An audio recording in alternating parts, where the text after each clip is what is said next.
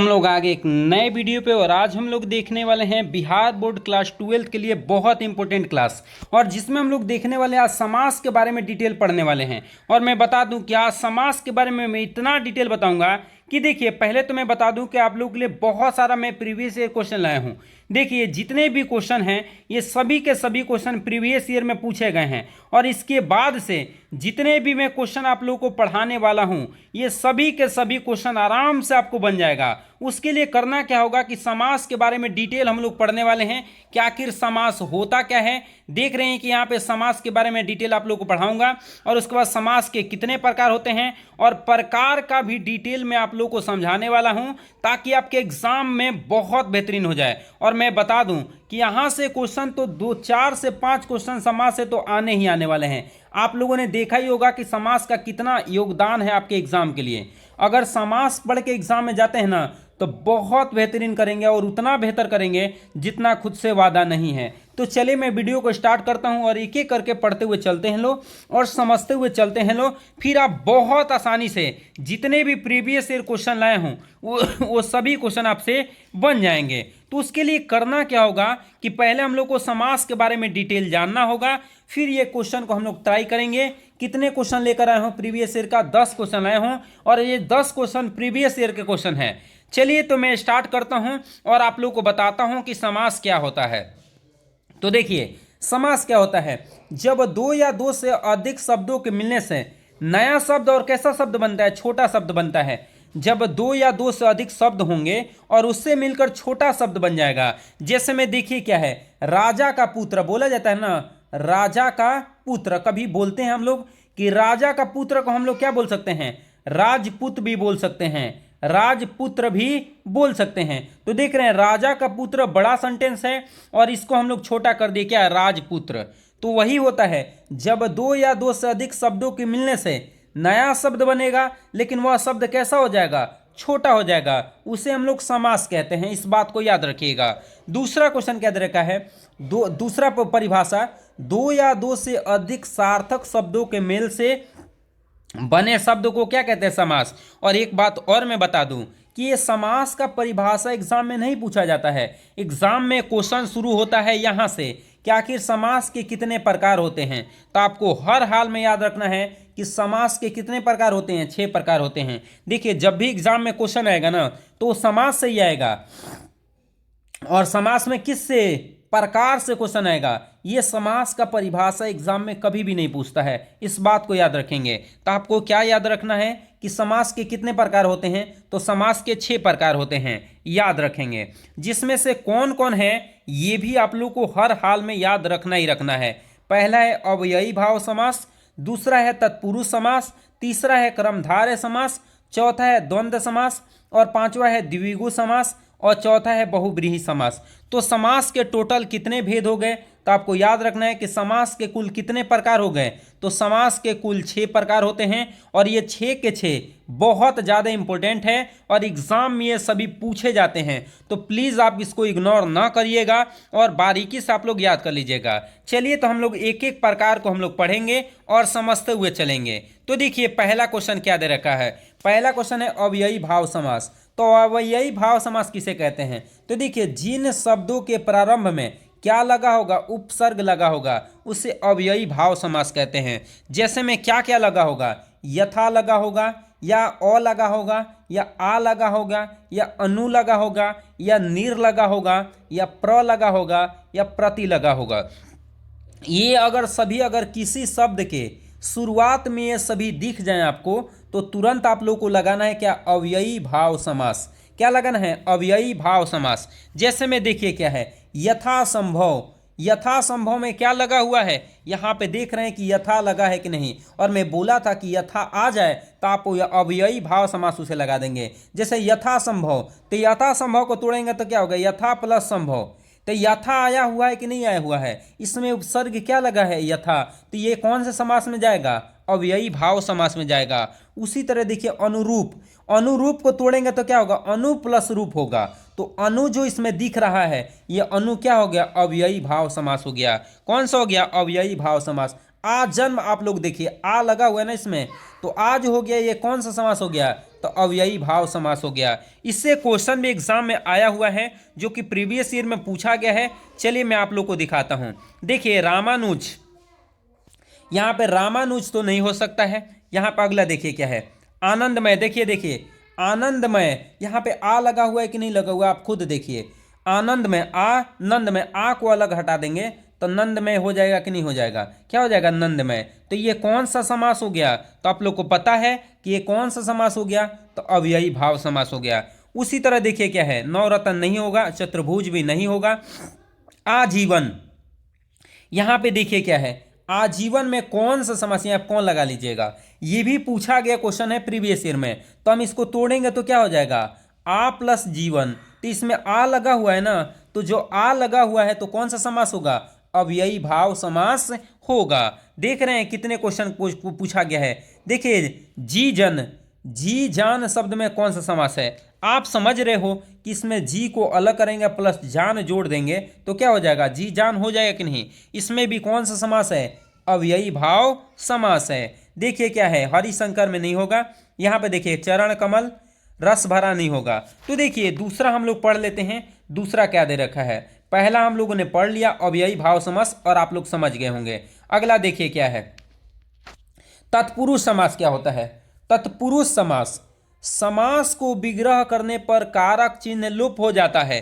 कारक चिन्ह क्या हो जाता है, लुप्त हो जाता है। जैसे में देखिए क्या, यश प्राप्त, यश प्राप्त किसको कहते हैं, जो यश को प्राप्त कर लेता है। तो यहाँ पे इसको तोड़ने पर को आया है कि नहीं आया है, जब इसको तोड़ने पे ध्यान रखिएगा, का आए, की आए, को आए, के लिए आए, में आए, पर आए, से आए, आदि आए, तो कौन सा समास होगा, तो आपको रखना, याद रखना है, तत्पुरुष समास होगा। कौन सा समास, तत्पुरुष समास होगा। अगला देखिए क्या है, मन चाहा, माने मन को चाहा हुआ।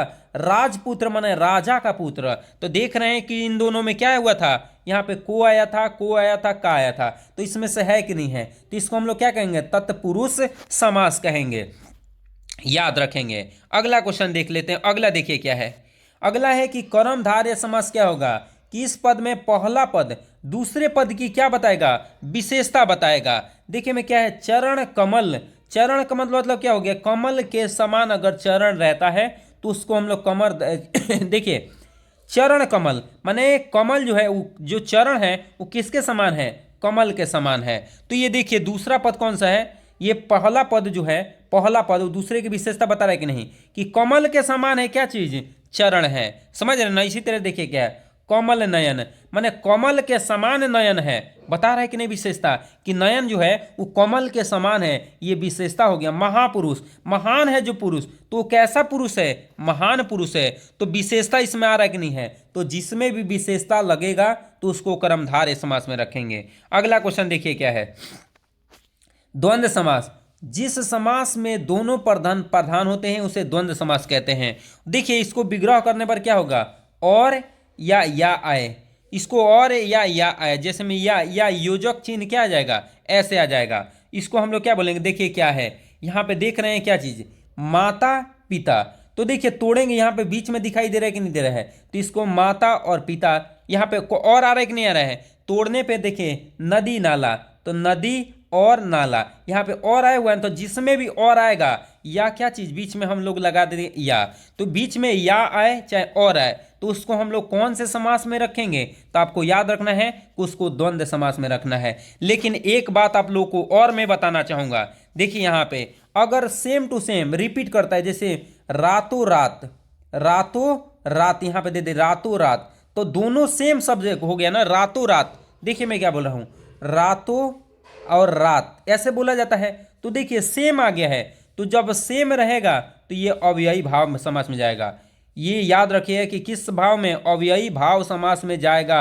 अगर सेम रहता है तो अव्ययी भाव, बीच में योजक चिन्ह रहता है, अगर अलग अलग रहेगा तो उसको हम लोग डालेंगे किस में, द्वंद्व समास में। तो देखिए क्या है, यहाँ पे आप लोग देख रहे हैं कि माता और पिता अलग अलग है, माता अलग है, पिता अलग है, इसलिए द्वंद्व समास हो जाएगा। नदी नाले, तो ये भी द्वंद्व समास में। ऊंच नीच, नदी ना थी, ऊंच नीच भी किस में जाएगा, द्वंद्व समास में। लेकिन वैसे ही रहता है रातों रात, दिनों दिन, दाल दाल, तो वो चल जाता अव्ययी भाव समास में। इस बात को याद रखेंगे। अगला देखिए क्या है, अगला क्वेश्चन भी बहुत ज्यादा इंपॉर्टेंट है। देखिए क्या है, द्विगु समास, वैसा समास जिसमें पहला पद संख्यात्मक हो, मतलब संख्या जिसमें आ जाएगा। यहाँ पर त्रिरंगा माने तीन रंगों का समूह आ रहा है, तीन आ गया ना, तो ये दोनों जिसमें भी संख्या आ जाएगा तो क्या हो जाएगा, द्विगु समास। नवरात्र, देखिए इसमें भी संख्या आ गया है तो ये क्या हो जाएगा, द्विगु समास। अभी क्वेश्चन में आप लोग को दिखाऊंगा ताकि समझ में आप लोग को आएगा। बहुब्रीहि समास, वैसा समास, समाज नहीं है, समास लेंगे जिसमें कोई भी पद प्रधान नहीं होता है और दोनों पद मिलकर तीसरे पद की ओर संकेत करते हैं। देखिए जैसे में क्या दे रखा है कि लंबोदर, जिसका लंबा है उदर उनको क्या कहते हैं, लंबोदर। ये कौन है, जिनका लंबा है उदर, उनको गणेश जी कहा जाता है। जिनका लंबा है उदर उनको गणेश जी कहा जाता है। आप लोग को पता है किनका उदर लंबा है, जैसे गंगाधर माने गंगा को धारण करने वाला, ये कौन है, शिव है, समझ रहे ना। और क्या, नीलकंठ, जब नीला है कंठ माने शिव है। जब भी भगवान का नाम आ जाएगा, किसका नाम, भगवान का नाम आ जाएगा तो आप समझ लीजिएगा कि वो बहुब्रीहि समास होगा। अगर संख्या आ जाएगा, संख्या की चर्चा होगी तो आप समझ जाइएगा कि क्या होगा, द्विगु समास होगा। अगर और या बीच में आ रहा है या बीच में योजक चिन्ह आ रहा है तो आप समझ जाइएगा कौन सा, द्वंद्व समास है। और देखिए क्या है, विशेषता दिखाई देगा तो आप समझ जाइए कर्मधारय समास है। और देखिए क्या है, अगर ये क का की के लिए पर में से आ जाएगा तो तत्पुरुष, और क्या यहाँ पे उपसर्ग आ जाएगा तो यह अव्ययी भाव समास।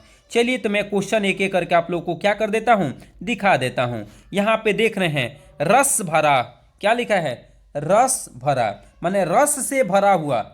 यहाँ पे रस भरा किसको कहते हैं, जो रस भरा को अगर तोड़ेंगे तो रस से भरा हुआ, जैसे ईंख होता है ना, आप लोगों ने देखा होगा, तो उसको बोला जाता है कि रस से भरा हुआ। यहाँ पे से आया हुआ है, यहाँ पे से आया हुआ है विग्रह करने पे। तो कौन से समास में हम लोग अभी पढ़े थे, तो देखिए अगर विग्रह करने पर, हमने आप लोग को बताया था कि विग्रह करने पर क्या आएगा, यहाँ पे देख लीजिए आप लोग, से आया हुआ है कौन से समास में, तत्पुरुष। तो रस भरा माने रस से भरा कौन सा समास होगा, तत्पुरुष समास होगा। तो देखिए क्या हो जाएगा, पहला का राइट जवाब जो हो जाएगा वो तत्पुरुष हो जाएगा। और यहाँ पे तत्पुरुष, यहाँ पे देखिए कर्म तत्पुरुष हो जाएगा।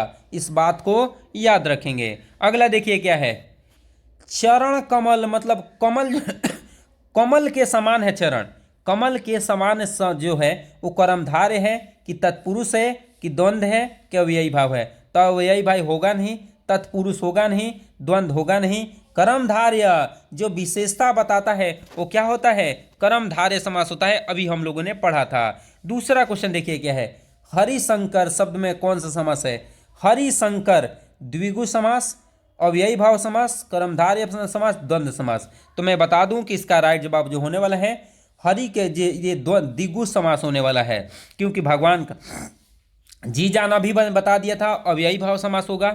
कमल नयन, इसमें भी विशेषता बता रहा है, तो विशेषता किसमें बताता है, कर्मधारय समास में बताता है।